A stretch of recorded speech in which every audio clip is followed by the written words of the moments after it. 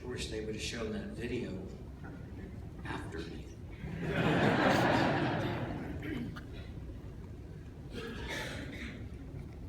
Legendary basketball coach Pat Riley once said, "A man's greatest fear is to live a life of insignificance."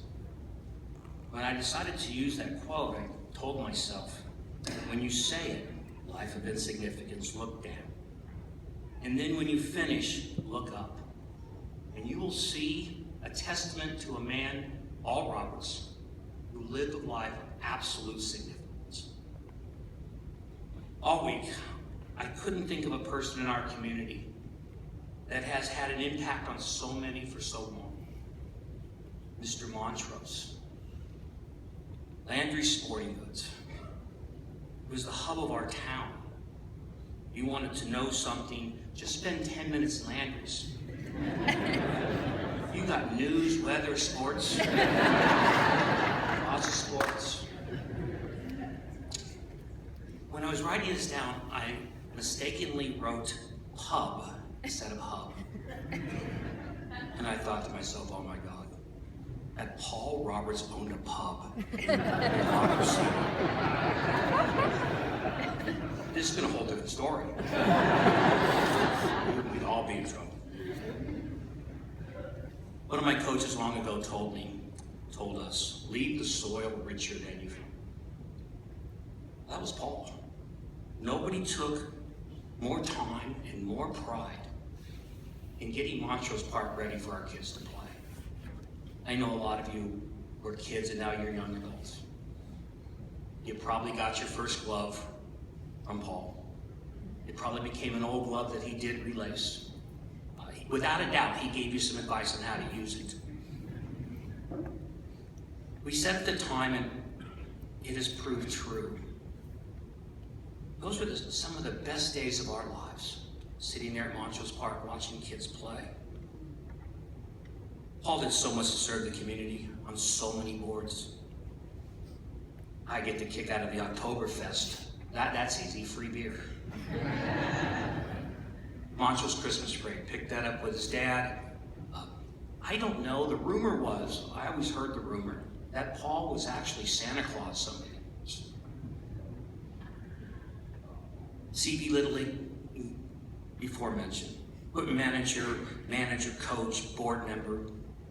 He was my scorekeeper when Jeff played for us on high temp. I would go home, look at the scorebook, I'd go over the stats, but there was always comments of what I did wrong. Why didn't you bunt? Or something about why didn't you do something other than what I did? He never afraid to give his opinion. Paul loved baseball. He loved the Dodgers. Raise your hand if you went to a Dodger game with Paul. Raise your hand if you're lucky enough to get some tickets to go to a Dodger game. It's been some 26, 27 years since the Dodgers have been in the World Series. And I have the feeling with Paul in heaven, that's going to change.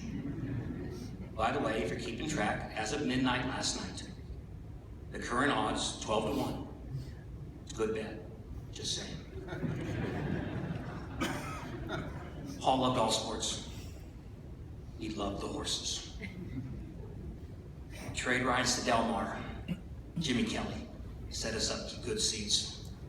Del Mar, sit in Bobby Zeman's box. Or just go down in the infield, put our feet in the grass. We could be in a sports book all day and half the night. There's some great stories, some great times. But I have to stop there because I do not want to get Lefty in trouble.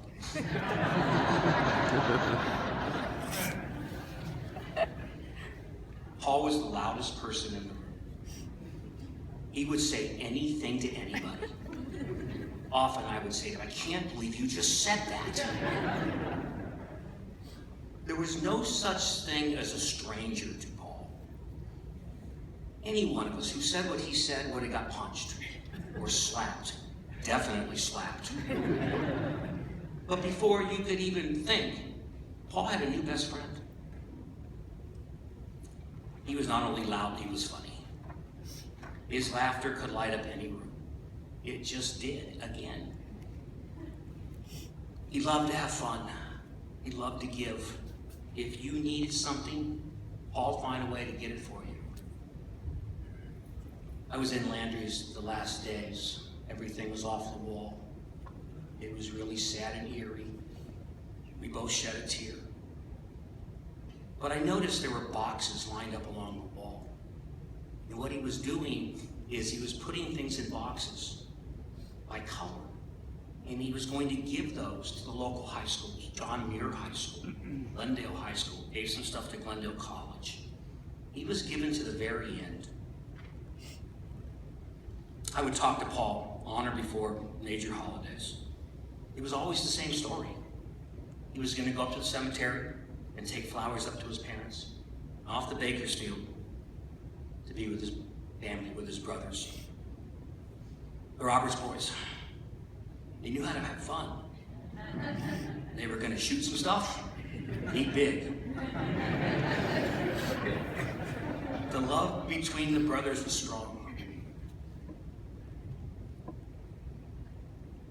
I saw on Facebook some of the things, how happy he was for John and Haley. His family was growing. It was getting bigger. It was getting better. Over the past years, he spoke a lot about cousin Brian and his wife Jan. I met Brian for the first time today.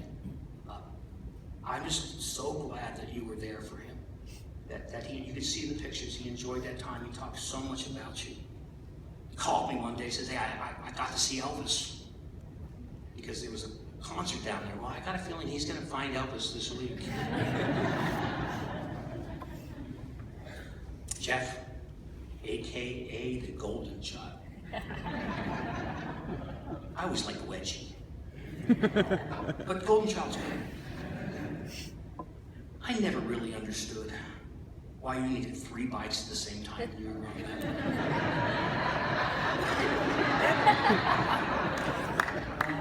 At one time, I think you had 2 trucks and a car.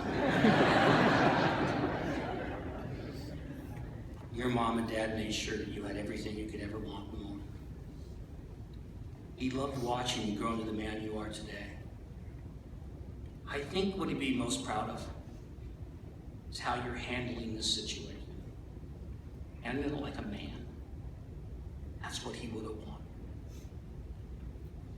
We wish you much happiness in your upcoming marriage. With Krista, you could just see it now. Paul at the gates of heaven, trying to slip St. Peter a C note.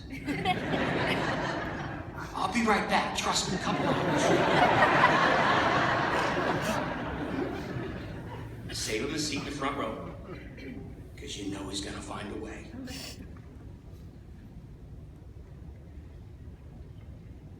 Paul had a lot of friends. But when we talked over all the years, there were 7 families that were his core, his crew, his guys. If he wasn't with his immediate family, he was with one of these families, the Kelly family. He loved Jimmy Kelly. Large boy, hey Large. He loved saying that. The stories were all the same, but they were all good. And I could listen to them for hours. Dan Holland and his family. He always said that he wished you were closer, that he could spend more time. And he loved those times of the vacation. I remember I went with Paul to where Dan worked. And we went in the warehouse. Dan sold beer. And it was heaven. Never seen that much beer.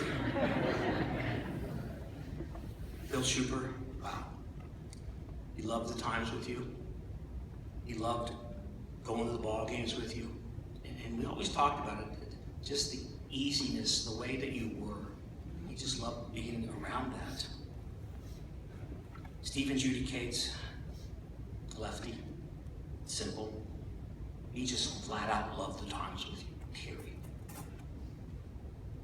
Bobby Zeman, we know how much you did for him in his last years. You're just a fun guy anyway.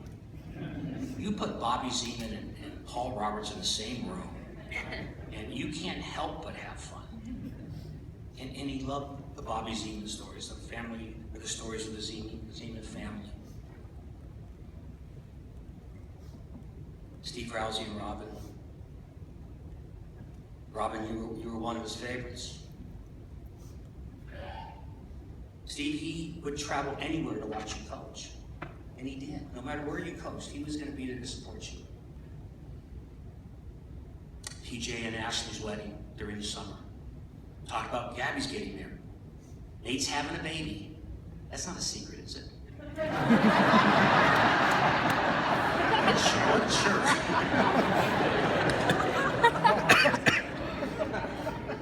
And when I talked to him in August, Faith, he says, Eb, you gotta go see her play. She's a player. This girl can play softball. He was all excited about this little girl growing up and being a softball player. Dr. Bill asked me, Tika, you're his golf buddy. You were his confidant.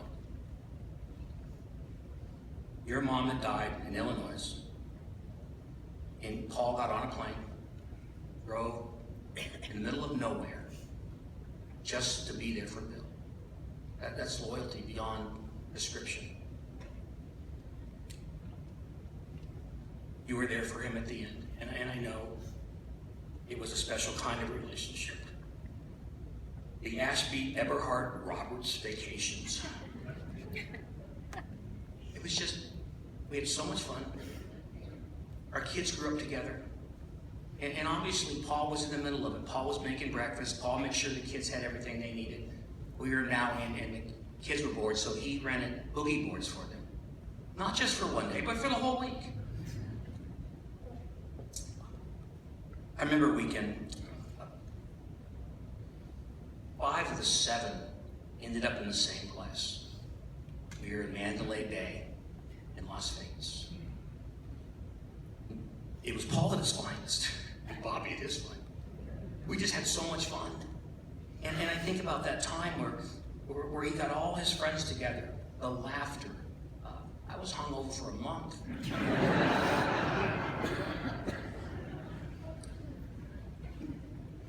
The shock of dealing with this. When I was thinking about what I wanted to say, I read all the Facebook posts. I read all the stories. And I went back and I happened to see mine again. And in the post I had said, I love you, Paul. I don't think I ever told him that. I don't think I ever said, hey, Paul, I love you. But I did. Everything I said about these families and his family, we say it to our families, our wives and our husbands and our kids. But I don't know if we say it enough to our close friends. In each one of the stories I told about the families, I tried to say love. Because just his emotions, his expressions, his way was love. And Paul loved them all. It is my hope that we say it more, that we tell our friends that we love them. And I think in that way we can honor Paul. We can honor friendship.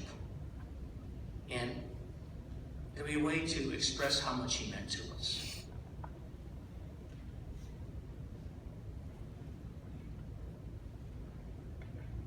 Paul, it won't take you long to get settled in heaven. We know your spirit is watching, along with your mom and dad and Lucky. I'm sure it won't take you long to make a bunch of new friends. Try not to say something dumb and get kicked out.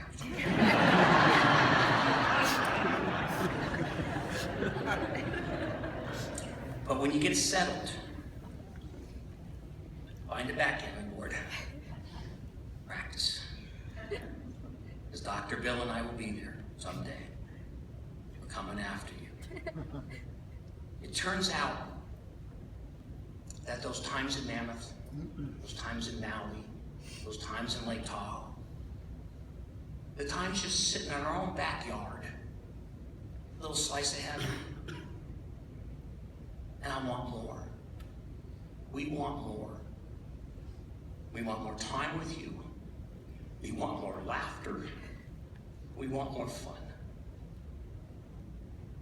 I love you, Paul. Rest in peace, my friend. like to call up his brother, Gary Roberts.